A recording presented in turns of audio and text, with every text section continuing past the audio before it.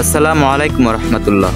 আপনাদের প্রিয় কৃষি বিষয়ক চ্যানেল বাংলার এগ্রিকালচার চ্যানেলে আপনাকে স্বাগতম। দর্শক বন্ধু, এই সময় লাউ চাষ করার জন্য উপযুক্ত সময়। এখন লাউ চাষ করলে বাজারে লাউগুলো আগাম লাউ হিসেবে বিক্রি করা যাবে। প্রতি পিস লাউয়ের বাজার মূল্য 80 থেকে 100 টাকা পর্যন্ত পাওয়া যাবে। আমি গত বছর চাষ করছিলাম, এবছরও আমি কিন্তু লাউ চাষ করতেছি। লাউ কিংবা যে কোনো সবজি চাষ করে ভালো ফলন পেতে হলে এবং লাভবান হতে হলে অবশ্যই কিন্তু ভালো একটি জাত নির্বাচন করে চাষ করতে হবে। উচ্চ ফলনশীল ভালো মানের জাত নির্বাচন করে চাষ করা ছাড়া যতই পরিচর্যা করুন না কেন, লাউ গাছে কখনোই কিন্তু আশানুরূপ ফলন পাবেন না।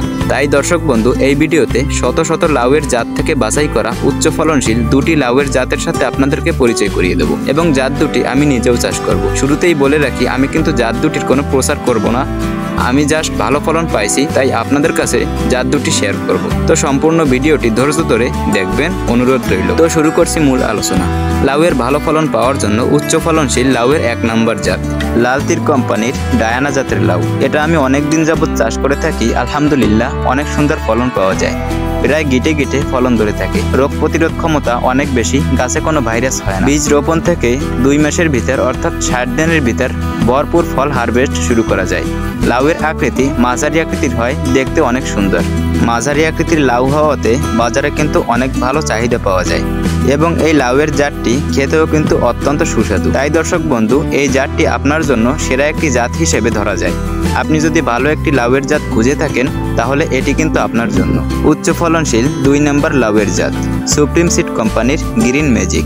এই লাউয়ের জাতটিও অত্যন্ত ভালো এবং অনেক সুন্দর ফলন দিয়ে থাকে। প্রায় গিটে গিটে একটা করে লাউ ধরে থাকে।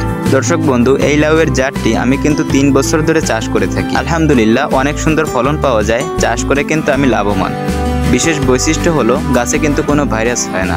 গাছে যদি ভাইরাস না হয়, এটা কিন্তু চাষের জন্য অত্যন্ত ভালো একটি জাত হিসেবে ধরা যায়। ভাইরাস চাষের জন্য অত্যন্ত ভয়াবহ একটি রোগ। আপনারা অনেকেই জেনে থাকবেন, যারা লাউ কিংবা অন্যান্য সবজি চাষ করে থাকেন তারা সকলেই জেনে থাকবেন ভাইরাস আসলে কতটা ভয়ঙ্কর রোগ। দর্শক বন্ধু, লাউ চাষ সম্পর্কে কিছু তথ্য আপনাদেরকে জানিয়ে দিই।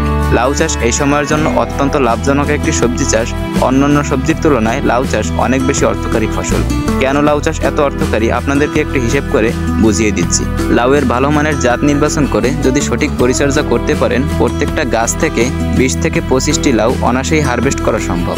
একটা লাউ গাছ থেকে আমরা যদি 20টা করেও লাউ পাই এবং প্রতি পিস লাউয়ের বাজার মূল্য একেবারে বাজারের সর্বনিম্ন দাম যদি আমরা 20 টাকা করেও ধরি, তারপরেও কিন্তু 400 টাকার লাউ একটা লাউ গাছ থেকে বিক্রি করা সম্ভব। এর কম বেশি হতে পারে, সেটি আলাদা হিসাব। সাধারণত এই সময় লাউ চাষ করলে লাউয়ের বাজার মূল্য কিন্তু 20 টাকা হয় না। বর্তমান সময়ে কখনোই কিন্তু লাউয়ের বাজার মূল্য 20 টাকা হয় না। সর্বনিম্ন 30 টাকা 40 টাকা কিন্তু থাকেই। ধরেন একটা লাউ গাছ থেকে যদি আমরা সর্বনিম্ন 10টা করেও লাউ পাই এবং 50 টাকা এই সময় চাষ করলে আপনি পাবেন, এটা আমি গ্যারান্টি সহকারে বলতে পারি। যদি 50 টাকা করে বিক্রি করতে পারেন, 10টা করেও যদি লাউ পাই, তারপরেও কিন্তু 500 টাকা গাছ প্রতি পাওয়া যায়। এটা আমরা আশা রাখতেই পারি। তাই লাউ চাষ করার সিদ্ধান্ত নিতে পারেন অন্যান্য সবজির পাশাপাশি। দর্শক বন্ধু, লাউ কিংবা যে কোনো সবজি চাষ করার জন্য কিন্তু পর্যাপ্ত পরিমাণে নলেজ থাকতে হয়। যদি নলেজ থাকে কখন কী সার দিতে হয়, কোন কীটনাশক স্প্রে করতে হয়, কি করলে ফলন বাড়ানো যায়, এই সকল বিষয়ে যদি নলেজ থাকে তাহলে কিন্তু পর্যাপ্ত পরিমাণে ফলন পেয়ে লাভবান হওয়া সম্ভব হয়। যদি আপনার নলেজ না থাকে তাহলে কিন্তু চাষ করে আসলে ভালো টাকা উপার্জন করা যায় না বা ভালো ফলনও কিন্তু পাওয়া যায় না। এজন্য কখন কী সার দিতে হয়, কখন কী করতে হয়, কখন কী স্প্রে করতে হয়, এই সকল বিষয় সম্পর্কে আমি কিন্তু এই চ্যানেলে প্রতিদিন একটা করে এই চ্যানেলে ভিডিও আপলোড করে থাকি এবং ইনশাআল্লাহ আগামী দিনেও আপলোড করে যাব প্রত্যেকদিন একটা করে ভিডিও। যেহেতু আমার চ্যানেলটি নতুন, তাই এই ভিডিওগুলো পাওয়ার জন্য চ্যানেলটি সাবস্ক্রাইব করে পাশে থাকবেন। বিশেষ করে লাউ চাষ করতে গেলে একটা সমস্যার সম্মুখীন প্রত্যেকটা চাষি হয়ে থাকেন, লাউয়ের জালি ঝরে যাওয়া সমস্যা। এই সমস্যাটা যদি লাউ গাছে না হতো তাহলে কিন্তু একটা লাউ গাছ থেকে 100 পিস লাউ হারভেস্ট করাও কোনো বিষয় ছিল না। তবে একটা লাউ গাছে যে পরিমাণ ফল আসে, প্রত্যেকটা ফল তো ধরবে না, কিন্তু শতকরা 80% ফল কিন্তু টিকানো সম্ভব যদি সঠিক পরিচর্যা জানা যায়। দর্শক বন্ধু, আমি কিন্তু একটা লাউ গাছ থেকে 40টা 50টা 60টা পর্যন্ত কিন্তু একটা লাউ গাছ থেকে লাউ সংগ্রহ করতে সক্ষম হয়েছি, কারণ আমার পর্যাপ্ত পরিমাণে নলেজ আছে। আমার লাউয়ের জালি কিন্তু ঝরে যায় না। কি করলে লাউয়ের জালি ঝরে যাবে না, এই বিষয় সম্পর্কে নেক্সট একটা ভিডিও আসতেছে। ভিডিওটি পাওয়ার জন্য চ্যানেলটি সাবস্ক্রাইব করে পাশে থাকবেন। তো দর্শক বন্ধু, দেখা হচ্ছে পরবর্তী কোনো একটা ভিডিওতে। ততক্ষণ ভালো থাকেন, সুস্থ থাকেন। আসসালামু আলাইকুম ওয়া রাহমাতুল্লাহ।